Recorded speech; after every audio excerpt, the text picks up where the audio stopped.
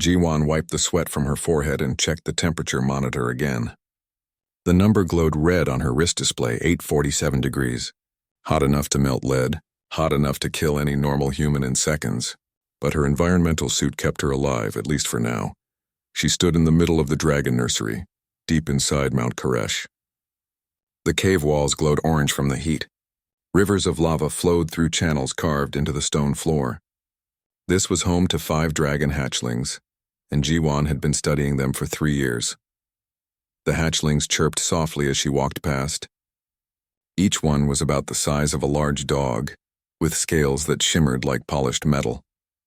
Their eyes followed her movements with curiosity. Jiwan smiled behind her helmet. These creatures were the future leaders of the worm species, the most powerful race in the galaxy. The worms looked like dragons from old Earth stories. They had massive wings, sharp claws, and could breathe fire. They stood 3 times taller than humans and lived for thousands of years. They controlled dozens of planets and commanded respect from every species in known space. Jiwan was just a human, small, weak, and fragile compared to the mighty worms, but she was smart and patient. She had earned permission to study the hatchlings, something only 2 other humans had ever done. Most worms thought humans were too inferior to be trusted near their young. A voice crackled through her suit's communication system. It was Taman, the young Wirram commander who watched over all human activities on Dravosh. Human Jiwan, your time is almost finished. Exit the nursery in 10 minutes. Understood, Jiwan replied. She knew Taman did not like her. He made it clear that he thought humans were weak and useless. He only tolerated her presence because Elder Hyunwoo, the ancient worm who oversaw the nursery, had insisted. Elder Hyunwoo was different from other worms. He was over 800 years old and remembered when humans first reached the stars. While other worms dismissed humanity as primitive, Elder Hyunwoo watched them with interest. He had seen how humans survived impossible situations, how they refused to give up even when defeat seemed certain. Jiwan finished her measurements and began packing her equipment. The smallest hatchling, the one she privately called Little One, nudged her hand with its snout. She patted its head gently. The scales felt warm, almost burning, even through her insulated gloves. I will see you tomorrow, she whispered. Then the mountain shook. It started as a gentle tremor, like a distant earthquake. Jiwan steadied herself against the wall. The hatchlings lifted their heads, their eyes suddenly alert. They sensed danger. The tremor grew stronger. Rocks fell from the ceiling. One of the lava channels cracked, sending molten rock spraying across the floor. The hatchlings squealed in alarm. All personnel evacuate immediately. Taman's voice boomed through the communication system. Mount Koresh is unstable. This is not a drill. Jiwan's heart raced. She grabbed her equipment bag and ran toward the exit tunnel. Behind her, she heard the hatchlings crying out. She stopped and turned back. The 5 young dragons huddled together in the center of the nursery. They were too young to fly. Their wings had not developed enough strength yet. They could not escape on their own. Someone will come for them, Jiwan told herself. The worms will save their own young. She ran through the tunnel as the mountain shook harder. The heat increased. Her suit's cooling system struggled to keep up. Warning lights flashed on her display. She was reaching the limit of what her equipment could handle. Jiwan reached the assembly point outside the nursery complex. Adult worms filled the air, their massive wings carrying them away from the mountain. She saw Taman hovering nearby, directing the evacuation. The hatchlings! Jiwan shouted up at him. Who is getting the hatchlings? Taman looked down at her. His golden eyes were cold. No one, they cannot fly. The tunnels are too dangerous and too narrow for adult worms to navigate while carrying them. They are lost. Lost? Jiwan could not believe what she was hearing. You are just leaving them to die? It is unfortunate, Taman said. His voice showed no emotion. But we cannot risk adult lives for hatchlings who cannot be saved. This is the way of the worms, the strong survive. Another explosion rocked the mountain. A tower of flame shot up from somewhere deep inside. The volcano was waking up. Whatever had caused this disaster, it was getting worse fast. Human, you must leave now, Taman ordered. The mountain will collapse soon. Get to the transport ships. Jiwan looked back at the entrance to the nursery complex. Smoke poured from the tunnel. Somewhere in that smoke, 5 helpless hatchlings waited for a rescue that would never come. The future leaders of the worm species, abandoned because saving them was too difficult. She thought about her 3 years working with those hatchlings. She remembered their curious eyes, their playful chirps, the way Little One always greeted her first. They trusted her. They knew her. "No," Jiwan said quietly. "What?" Taemin's voice sharpened. "I said no." Jiwan's voice grew stronger. "I am going back. That is suicide." "I forbid it." "You are not my commander," Jiwan said. She turned and ran back toward the tunnel. Behind her she heard Taemin roaring orders, but she did not stop. She could not stop. Elder Hyunwoo watched from a distant cliff. The ancient worm had seen the entire exchange. He saw the small human running back into the fire while his own kind flew away. Something stirred in his ancient heart, something he had not felt in centuries. Respect. Jiwan plunged back into the smoke-filled tunnel. The heat hit her like a physical wall. Her suit's display screamed warnings. She was going beyond safe limits. Her cooling system could not handle this temperature for long. She reached up and disabled the safety protocols. The suit's computer voice warned her that this would void all safety guarantees. She could survive longer without the limiters, but the radiation and heat would damage her body permanently. "I know," she said to the computer. "Do it anyway." The safety protocols shut off. Immediately she felt the heat more intensely, but her suit could now operate in conditions that would have shut it down before. She had bought herself time, maybe enough time. Jiwon ran deeper into the mountain, toward the nursery, toward 5 young lives that everyone else had already written off as lost. She did not know if she could save them. She did not know if she would survive. But she knew one thing with absolute certainty. She had to try. The nursery was worse than Jiwon had feared. Cracks ran across the ceiling like spiderwebs. Lava poured through new openings in the walls. The temperature had climbed to over 900 degrees. Even with her safety protocols disabled, Jiwon knew she had minutes, not hours. The 5 hatchlings huddled in the corner farthest from the lava flows. They saw Jiwon and cried out. Little One tried to run to her but stopped when a chunk of ceiling crashed down between them. "It is okay," Jiwon shouted over the roar of the collapsing mountain. "I am here." "I will get you out." She ran to them, jumping over rivers of molten rock. Her boots smoked from the heat. The hatchlings pressed against her, their scales hot enough to burn through normal clothing. But Jiwon's suit protected her, at least for now. She quickly assessed the situation. Each hatchling weighed about 40 kilograms. Together, they weighed 200 kilograms, almost 450 pounds. The nearest safe exit was 2 kilometers away through tunnels that were actively collapsing. It was impossible. No human could carry that much weight that far under these conditions. But Jiwon had not come here to fail. She opened her equipment bag and pulled out everything she had. Climbing rope, carabiners, emergency harnesses, anything that could help. Working quickly, her hands shaking from the heat and adrenaline, she began to construct a makeshift carrying system. She tied 3 of the hatchlings to her body, using the rope and harnesses, 1 on her back, 1 on each side. The weight pressed down on her shoulders like a mountain. Her knees nearly buckled, but she locked her legs and stayed standing. The other 2 hatchlings, including Little One, she had to carry in her arms. She bent down and scooped them up. The full weight settled onto her body. Every muscle screamed in protest. "Hold on tight," she whispered to them. "Do not let go." The hatchlings seemed to understand. They wrapped their small claws around her suit and held on. They made themselves as small as possible, curling their bodies to reduce their bulk. Jiwon took her first step toward the exit. Her leg trembled under the weight. Her second step was stronger. Her third step steadier. She found a rhythm, a slow but steady pace that she could maintain. Humans were not as strong as worms. They could not breathe fire or fly. But humans evolved for one thing that made them special among all species in the galaxy: endurance, the ability to keep going long after every other creature had given up. Jiwon's ancestors had hunted animals by chasing them until the prey collapsed from exhaustion. They had crossed continents on foot. They had climbed mountains, crossed deserts, survived in frozen wastelands.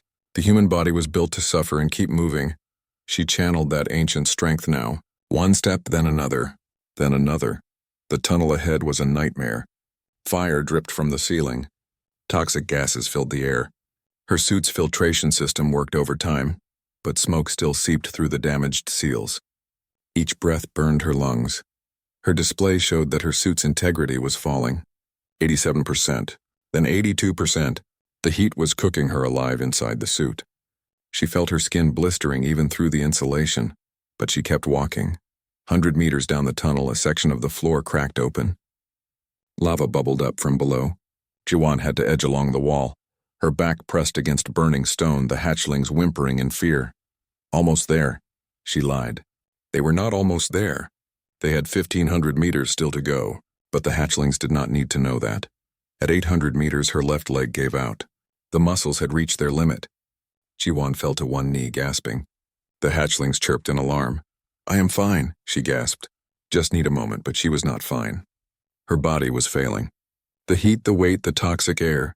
It was too much. She was going to die here, and these 5 innocent creatures would die with her. Then little one nuzzled her helmet. The small hatchling made a soft sound, almost like a purr. The others joined in, creating a gentle harmony. They were trying to comfort her. Jiwan felt tears run down her face. These creatures trusted her. They believed she could save them. She could not let them down. She forced herself to stand. Her legs screamed in agony, but it held. She started walking again. At 1,200 meters, the tunnel began to collapse behind her. She heard the roar of falling rock. The destruction was catching up to them. She tried to move faster, but her body would not obey. This was her maximum speed. Her suit's power started to fail. The cooling system sputtered. Her display flickered. She was running on borrowed time. At 1,500 meters, she saw light ahead. The exit was close. But between her and safety was one final obstacle. A massive crack had opened across the tunnel. It was too wide to jump. On the other side, she could see daylight and smell fresh air. So close, but impossible to reach. Jiwan looked around frantically. There had to be a way. There had to be something she could do. Then she saw it. A narrow ledge ran along the wall, crossing the gap. It was barely wider than her foot. One slip and she would fall into the crack, into the lava flowing at the bottom. With 200 kilograms of weight on her body, crossing that ledge would be nearly impossible. But it was the only way. "Hold on very tight," she told the hatchlings. "Do not move at all." She stepped onto the ledge. Her boot found purchase on the narrow stone. She pressed her back against the wall and began to slide sideways, inch by inch. Halfway across, a piece of the ledge crumbled under her foot. She nearly fell, but caught herself at the last second. Her heart pounded so hard she thought it would burst from her chest. The hatchlings stayed perfectly still. They understood the danger. Even little one, usually the most playful, did not move a muscle. 3/4 of the way across, Jiwan's leg started to cramp. The muscles seized up. Pain shot through her like lightning. But she could not stop, not now. Not when they were so close. She took the final steps and stumbled onto solid ground on the other side. She almost collapsed from relief, but she forced herself to keep moving. The tunnel was still collapsing. They were not safe yet. Jiwan ran the last 100 meters. Every step was agony. Her vision blurred. Her display showed suit integrity at 23%. Multiple system failures. Oxygen running low, but ahead she saw the exit. She saw the sky. She saw safety. She burst out of the tunnel into the open air. Adult worms stared at her in shock. Taman hovered nearby, his golden eyes wide with disbelief. Jiwan fell to her knees. She carefully untied the 3 hatchlings from her harness and set down the 2 in her arms. All 5 hatchlings were alive. All 5 were safe. She had done it. She had done the impossible. Then Jiwan's suit failed completely. The display went dark. Her legs gave out. She collapsed onto the ground and everything went black. Jiwan woke up screaming. Pain consumed her entire body. Every nerve felt like it was on fire. She tried to move, but her body would not respond. "Do not move," a deep voice said. Elder Hyunwoo stood beside her bed, his massive form casting a shadow over her. "You are severely injured. The medical staff is doing everything they can." Jiwan blinked, trying to focus through the pain. She was in a medical facility. White walls, bright lights, the smell of antiseptic. Machines beeped around her, monitoring her vital signs. "The hatchlings," she gasped. "Are they safe?" "All 5 survived without injury," Elder Hyunwoo said. His ancient eyes studied her with an expression she could not read. "You saved them all." Relief washed over her. The pain did not matter. Nothing mattered except that those 5 young lives were safe. "What is wrong with me?" she asked. She could feel that something was terribly wrong with her body. Elder Hyunwoo was quiet for a moment. "The damage is extensive. Third-degree burns over 60% of your body. Severe radiation poisoning from the environmental suit failure. Your spine has 3 fractured vertebrae. Both legs are badly damaged. Your lungs were scarred by toxic gases. He paused and his voice became softer. The doctors give you less than 5% chance of survival. Even if you live, they say you will never walk again. Ji-won processed this information. Never walk again. Probably die. She had known the rescue would cost her, but hearing it stated so plainly still shocked her. Was it worth it? Elder Hyunwoo asked. Would you do it again knowing what it would cost you? Ji-won did not hesitate. Yes, the ancient worm nodded slowly. I thought you would say that. You humans are strange creatures, weak in body but strong in spirit. We worms pride ourselves on power and might. Yet we abandoned our own young because saving them was too difficult. You did what we could not. He turned to leave, then paused at the door. The hatchlings refused to leave. They sleep outside your room every night. I have never seen such a thing before. They have bonded with you, human. That is supposed to be impossible. Over the next days, Ji-won drifted in and out of consciousness. The pain was always there, a constant companion.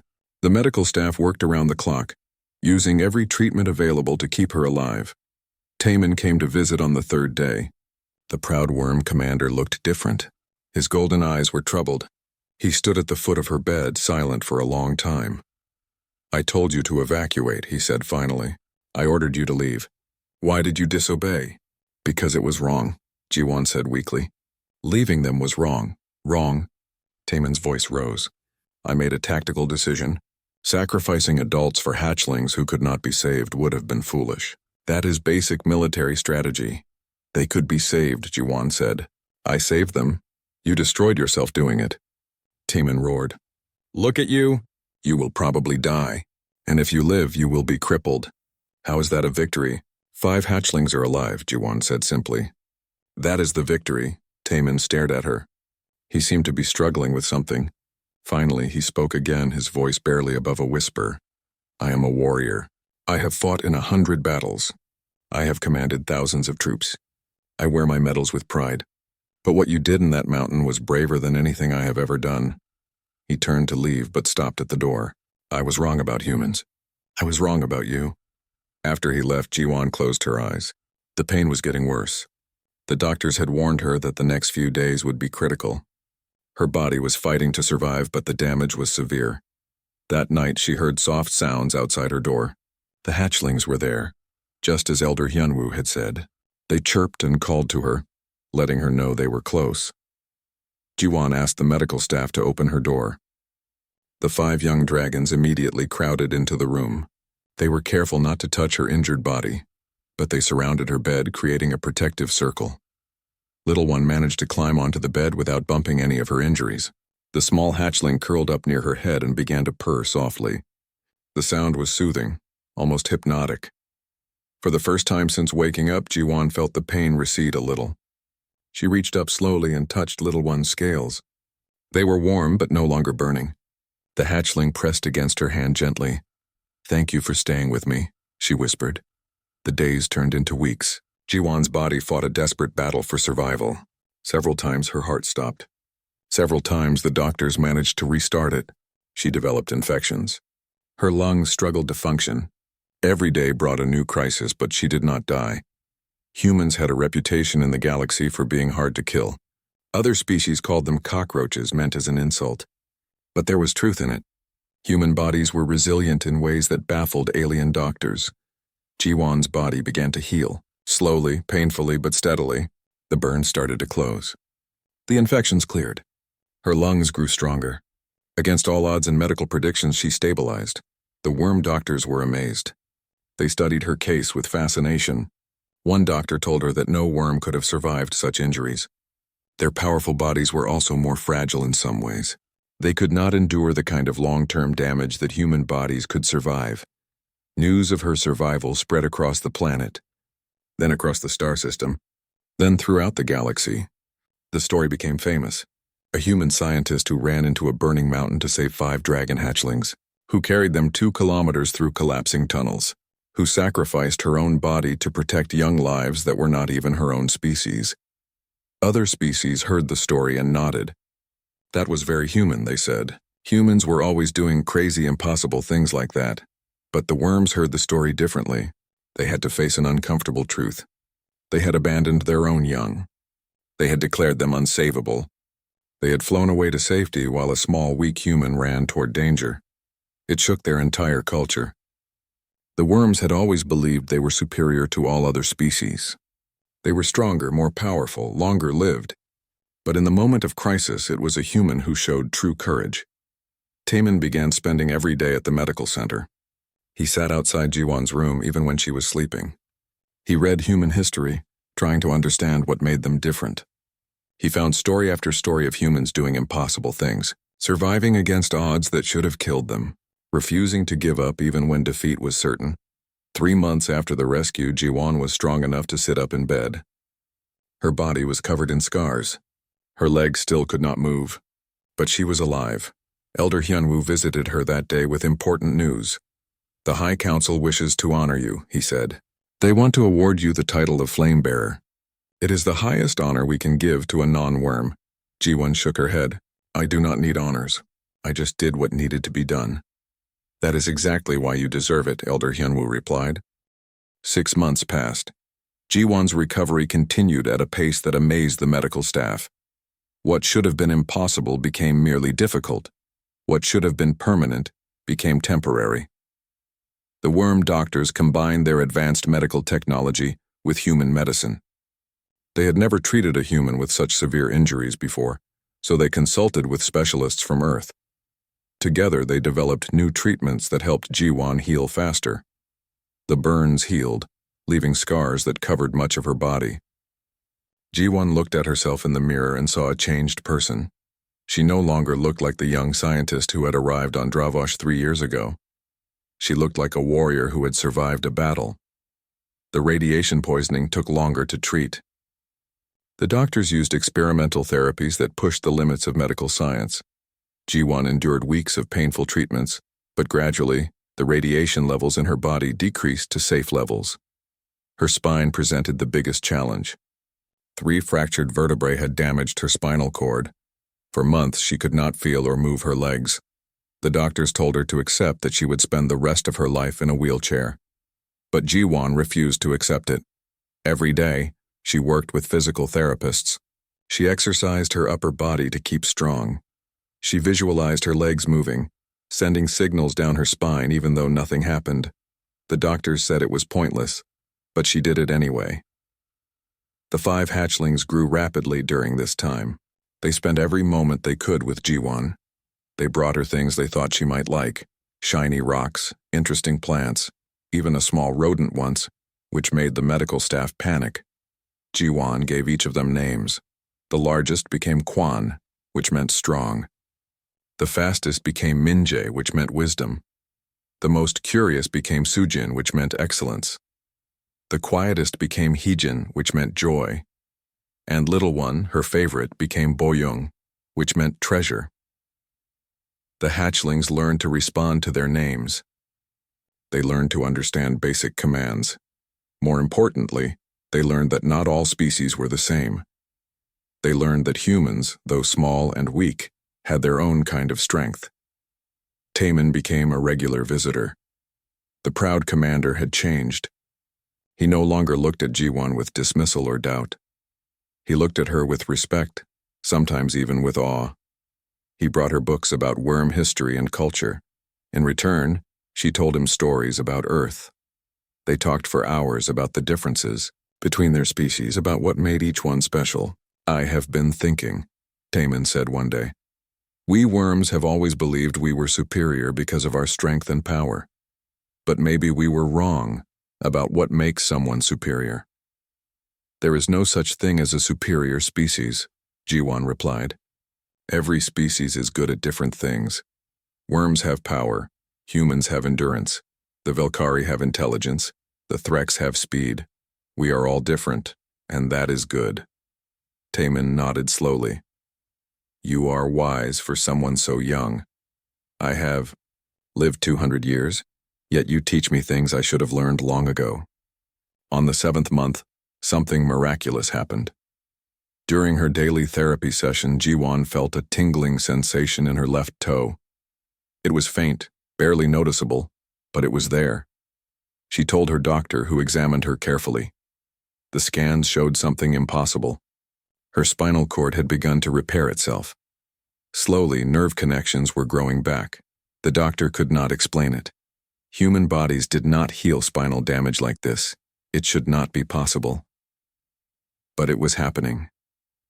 Over the next weeks, the sensation spread. First to her foot, then to her ankle, then to her calf. The progress was slow and painful, but it was real. Jiwon worked harder than ever with her therapy. She pushed herself to the limit every single day. The therapists marveled at her determination. They had never seen a patient work so hard. The hatchlings seemed to sense that something important was happening. They stayed close during her therapy sessions, chirping encouragement. When she felt discouraged, Boyoung would nuzzle her hand. When she wanted to give up, Kwan would roar softly as if telling her to be strong. 9 months after the rescue, Jiwon stood up for the first time. She needed support bars to hold on to. Her legs trembled and could barely support her weight. She could only stand for a few seconds before she had to sit down again, but she had stood. The doctors said it was impossible, yet she had done it. Word spread quickly through the medical center. Staff members came to watch her therapy sessions. Other patients drew inspiration from her progress. She became a symbol of hope, proof that even the worst injuries could be overcome with enough determination. The Worm High Council announced that they would hold a special ceremony to honor Jiwon. The entire planet would attend. It would be broadcast across the galaxy. They wanted everyone to witness what a human had accomplished. Elder Hyunwoo explained the significance. The title Flame Bearer has only been given twice before in our entire history, both times to worms who performed incredible acts of heroism. You will be the first non-worm to receive it. This represents a change in how we view other species. I am honored, Jiwon said, but I hope people understand that I am not special. Any human would have done the same thing. That is what makes it so remarkable, Elder Hyunwoo replied. What you consider normal, we consider extraordinary. The day of the ceremony arrived. Jiwon wore a simple white robe. She still could not walk far, so she used a wheelchair to get to the ceremony hall. But she was determined to stand when she received the honor. Thousands of worms filled the massive hall. They had come from all over the planet to witness this historic moment. Cameras broadcast the event to billions across the galaxy. The 5 young dragons, now almost full-sized, stood beside Jiwon. They had insisted on being part of the ceremony. The Worm Council had agreed, recognizing the bond between the human and the dragons she had saved. The ceremony began with traditional worm rituals, fire dances, ancient songs, displays of elemental power. Then it was time for Jiwon to step forward. She gripped the arms of her wheelchair and pushed herself up. Her legs shook. Pain shot through her spine, but she stood, unsupported, before the entire assembly. The hall erupted in roars and cheers. Worms beat their wings in approval. The sound was deafening. Elder Hyunwoo approached her with the Flame Bearer medallion. It was made of a rare metal that could withstand dragon fire. On it was carved the symbol of courage, a flame that never dies. Jiwon of Earth, Elder Hyunwoo said, his ancient voice carrying through the hall. You ran into fire when others flew away. You carried the weight of 5 lives when your own body screamed to stop. You showed us that true strength is not about power, but about the refusal to abandon those in need. He placed the medallion around her neck. We name you Flame Bearer. We recognize humanity as our equals, and we pledge that the worm species will never forget what you taught us on that day in the burning mountain. The 5 dragons roared together, their voices joining in harmony. It was a dragon song, a pledge of eternal loyalty. Across the galaxy, people watched and understood. Something important had changed in the relationship between species. Jiwon looked out at the assembled crowd. She saw Taemin standing in the front row, his head bowed in respect. She saw other worms watching her with admiration instead of dismissal. She had not set out to change the galaxy. She had just wanted to save 5 innocent lives. But sometimes, the smallest acts of courage have the biggest consequences. 20 years passed like a dream. Jiwan stood in the human embassy on Dravosh looking out at the city below. The volcanic peaks still glowed orange in the distance, but now they represented beauty rather than terror. Mount Karesh had been rebuilt. The nursery was now a memorial, a place where both worms and humans came to remember what had happened there. She walked to her desk without pain. Her legs had fully healed, though she still carried the scars from that day. The burns had faded but left permanent marks across her skin. She wore them with pride. They were proof of what she had endured, what she had accomplished.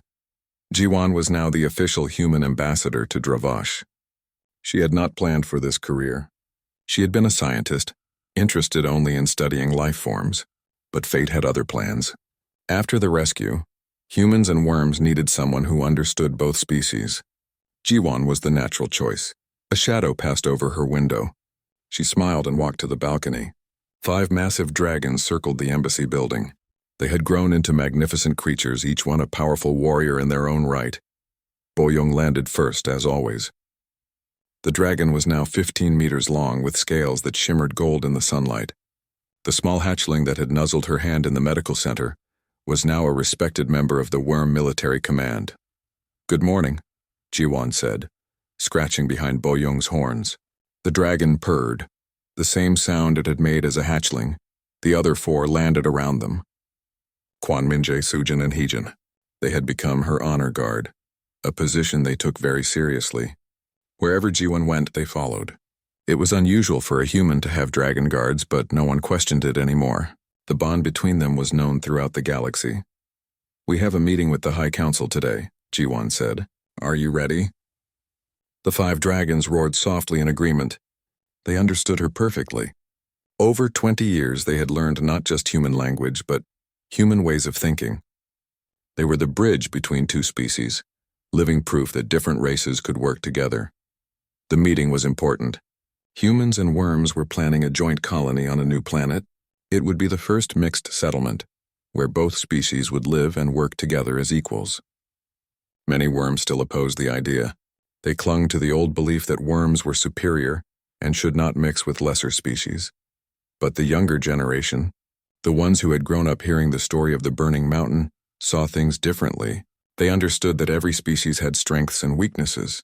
They believed in cooperation rather than domination. Taman met them at the council building. The former commander was now the Minister of Interspecies Relations. His golden scales had dulled slightly with age, but his eyes still burned with intensity. "Ambassador," he greeted her formally. Then his expression softened. "Jiwan, it is good to see you." "And you, old friend," she replied. They walked together into the council chamber. The room was vast, designed for dragons. The ceiling soared 50 meters high. Stone pillars carved with ancient worm symbols lined the walls. At the far end, the High Council sat on raised platforms. Elder Hunwoo was still there, impossibly old but still sharp. He nodded at Jiwan as she entered. Over the years, they had become close friends. The ancient worm had seen countless changes in his long life, but he told her that her rescue was the most significant event he had ever witnessed.